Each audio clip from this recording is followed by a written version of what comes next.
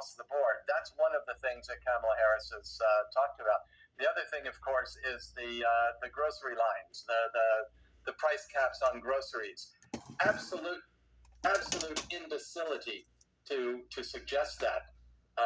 The only policies that she has brought out and talked about are policies that they're straight out of Soviet Russia. They would create grocery lines, they would create shortages, and they would induce mass starvation. They would limit innovation in manufacturing. Nobody's going to make anything when it's going to cost, when you're not going to be able to recoup your costs. So they don't want to talk about policy because their policies hurt every single American except their big donors. All their policies do is line the pockets of their big donors and their activist classes. And we'll get a chance, hopefully, to pick apart the policy platforms when it becomes more clear and it goes up on Kamala Harris's campaign website. But turning now to the Israel-Hamas war, we heard from the mother of an Israeli-American hostage in Gaza last night. Is this one part of the war that all parts of the Democratic Party can unite behind? How do you see Democrats walking that line? You know, it's funny to do it. All they would have to do to get the hostages released is show absolute strength in their support of Israel. But when they dither and they go back and forth and they say, okay, well, we'll let Israel buy these weapons, but we won't let them buy the really effective weapons they need to defeat Hamas, and we will give all kinds of financial aid and food aid to Hamas. They say they're giving aid to the Palestinian people, but that's ignoring the reality that the minute any carton of aid, food, fuel, anything, crosses the line into Gaza, Hamas takes it and they control it. So they are walking a fine line. They're trying to say, oh, we want to rescue the hostages, but they won't help Israel because they're afraid that Arab Americans in Michigan will not vote for them if they are not more tough on Israel.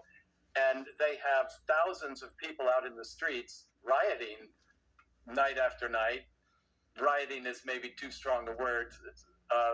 Protesting with protests that occasionally turn violent is a more accurate way to put it, that want to kill every Israeli. They want to kill the Jews, and they're upset that the Democrats aren't quite anti-Semitic enough. I think they're pretty anti-Semitic. I think their policies are anti-Semitic. That's my opinion. A certain segment of those protesters are pro-Hamas, you're saying? Yes. And just looking now at Trump, he's in Arizona to stump on illegal immigration. Have you heard the Democrats talk much about this issue this week? We've just got about 30 seconds. I've heard them blame it on Trump, which defies reason. They're also blaming the economic woes on Trump and a slump in the economic growth on Trump, when they've been in control for 12 of the last 16 years. And the only years that we had robust economic growth were under Trump. The only years that immigration slowed were under Trump. He is there to highlight what they haven't done. All right. Okay, thank you so much. Bart McCoy, is always great to speak with you. Hope to speak again soon. Thank you. Meanwhile, a New York man is charged with operating as an illegal agent for the Chinese regime. The Department of Justice announced the case against Yuan Juntang yesterday. Tang is accused of spying on Chinese pro-democracy activists and dissidents in the U.S. between 2018 and 2023. He allegedly took orders from China's Ministry of State Security. The DOJ claims he provided information about individuals viewed as threats to China, including infiltrating a group chat used by Chinese dissidents. Tang is a former Chinese citizen. He was once imprisoned for his activities as a dissident. He was granted asylum and later became a U.S. citizen. Beijing has denied the allegations. A death penalty battle is playing out. Attorneys for Boston Marathon bomber Dzhokhar Artazev are seeking to remove the judge overseeing the legal fight over his death sentence. The bomber's lawyers said yesterday that District Court Judge George O'Toole should be recused from the case. They say the judge has commented about the case on podcasts and at public events during the appeals process. O'Toole scheduled a hearing on the recusal request for next month. A federal appeals court in March ordered O'Toole to investigate the defense's claims of juror bias and to determine whether the shooter's death sentence should stand. Meanwhile, Canada's two largest freight railroads have shut down temporarily. They're telling 9,000 union members to stay home as contract negotiations drag on. 30% of the railroad's freight travels over the U.S.-Canada border, so the lockout could have serious consequences for both economies. Economists estimate potential losses in the billions if the shutdown continues. Key industries like agriculture, the auto industry, and energy could face disruptions. The railroads say the lockout is necessary to finalize the negotiations. If they drag on, we could see more severe disruptions during the peak fall shipping season. The Teamsters Union say contract demands by the railroads would hurt the workers' well-being and safety. But the railroad argues that every proposal put forward has exceeded what Canada law requires. The Canadian government has yet to intervene. Most of us consume news online, probably from places like Facebook or Google. Well, Google will now fund California newsrooms, and that has some journalists worried. Take a look. In a first-in-the-nation deal, Google will commit $250 million over 5 years to fund newsrooms in California.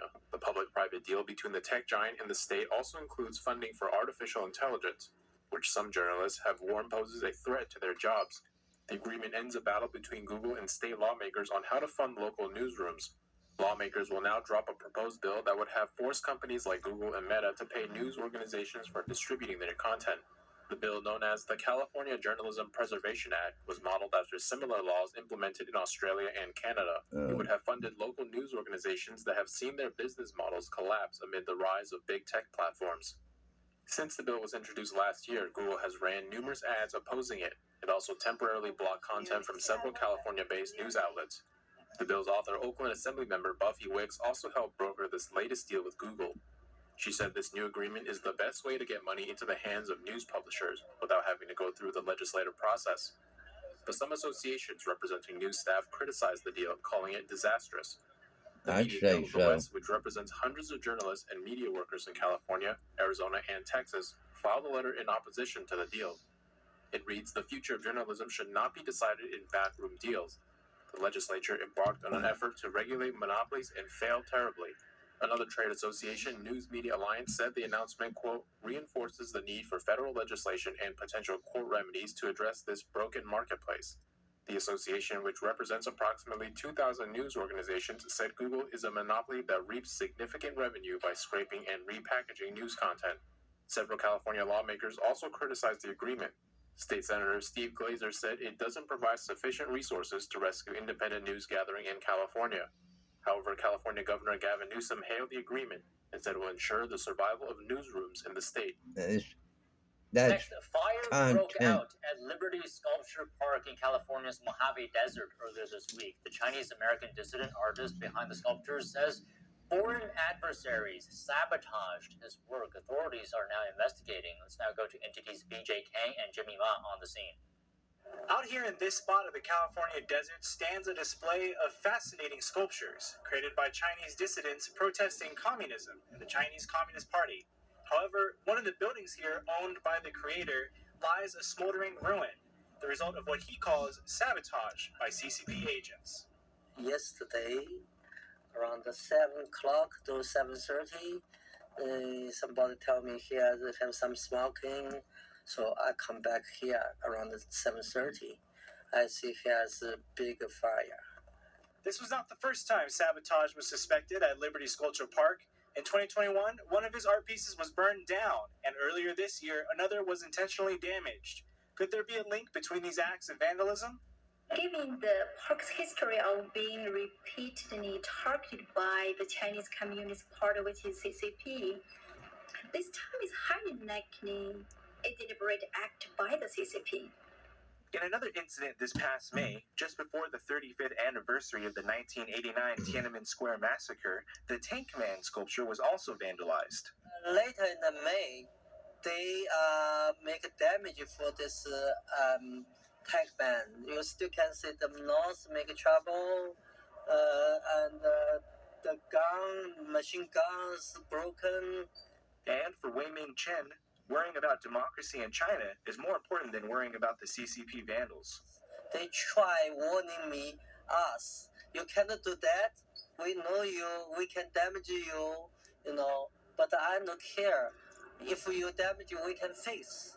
The fire at Mr. Chen's base camp is the second since Liberty Sculpture Park's inception.